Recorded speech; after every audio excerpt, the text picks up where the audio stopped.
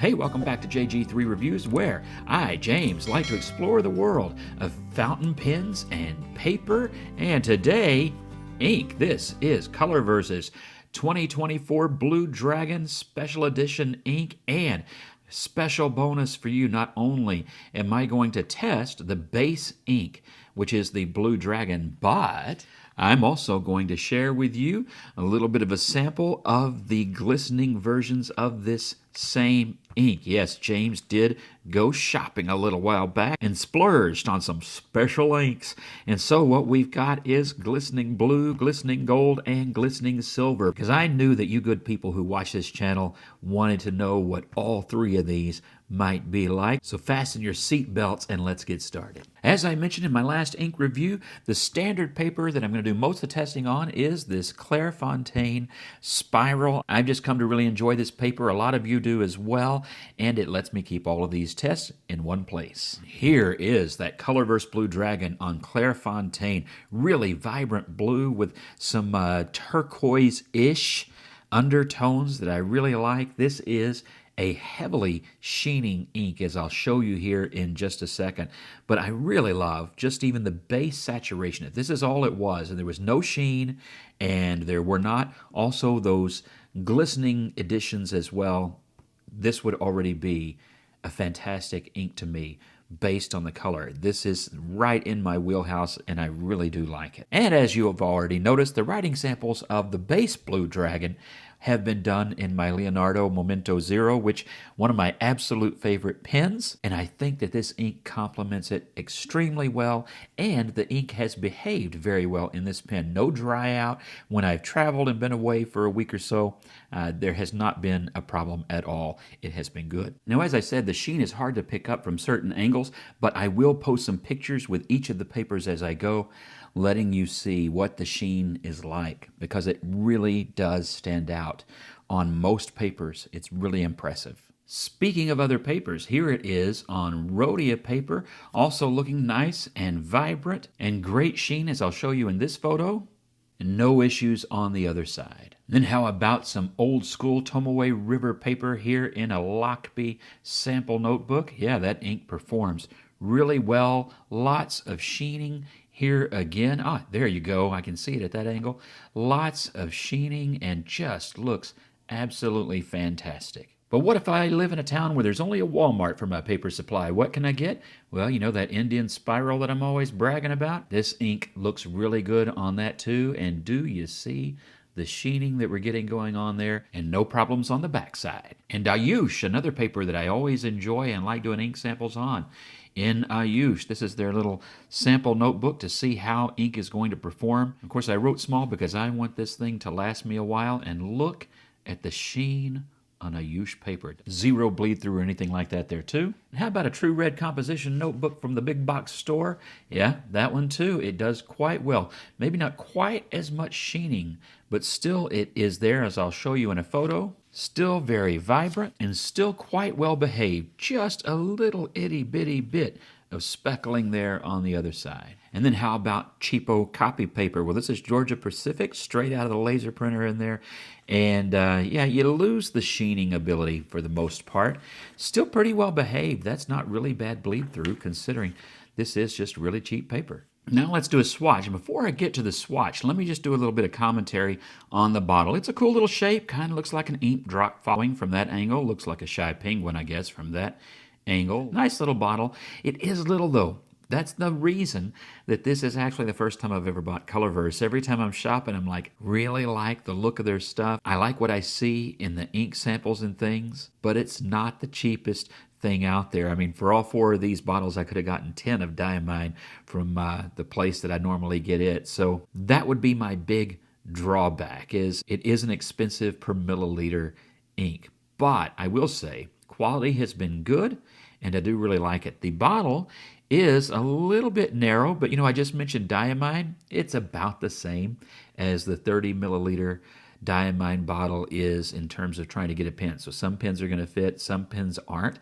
And in the case of the Momento Zero, I just filled the converter directly and went about it that way. A syringe is going to be your friend, I think, with this particular bottle pretty often, or an ink miser. Now let's do our ink swatch here. This is the first pass, and that already just looks fantastic. I love this color.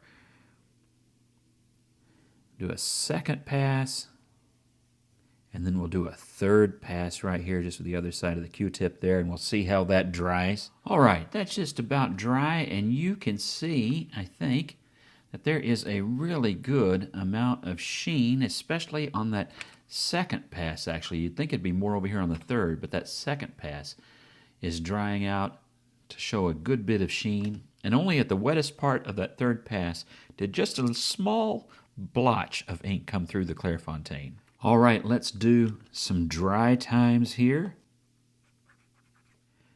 5 seconds, as expected, pretty wet. And 10 seconds is still pretty wet. Maybe a little bit more ink there than there was on the 5. Let's try 20. 20 seconds. That's getting drier. We're finally seeing some movement here. All right, at 30 seconds, still pretty wet. It's going to make me go to the minute mark, isn't it?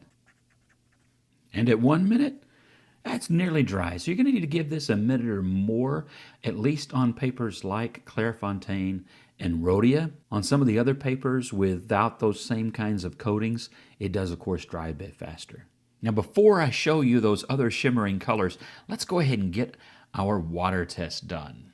Now, this ink has been dry for quite some time, so it ought to give us a really good feel for the water fastness of this ink.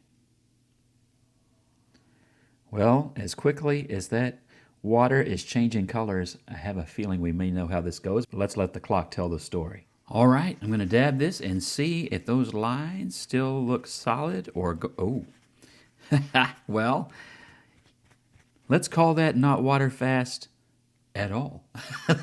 that spread around, and honestly, there's more blue from the paper towel in some of those places than there was left from the ink. Yeah, that's not going to be water fast at all. All right, while I wait for the water to dry from that water test, let's look at this. This is Tomoe River paper again, and these are the swatches of these 3 inks. And I'm not sure I can get the light to play just right with this so that you can really see. Of course, there is sheen on all of them. The silver really shows up well on this paper. The blue is maybe a little bit more subdued, but I mean, that makes sense. There's not as much contrast.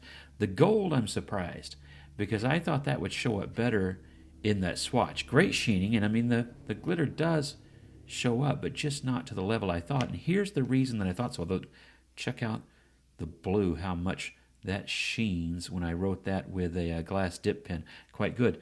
But the reason I was surprised is because when I use these inks on the Rhodia paper, you will notice that it was the gold that really stands out. Look at that. It really stands out and shows up really, really well. This is all done with a glass dip pen, all 3 inks.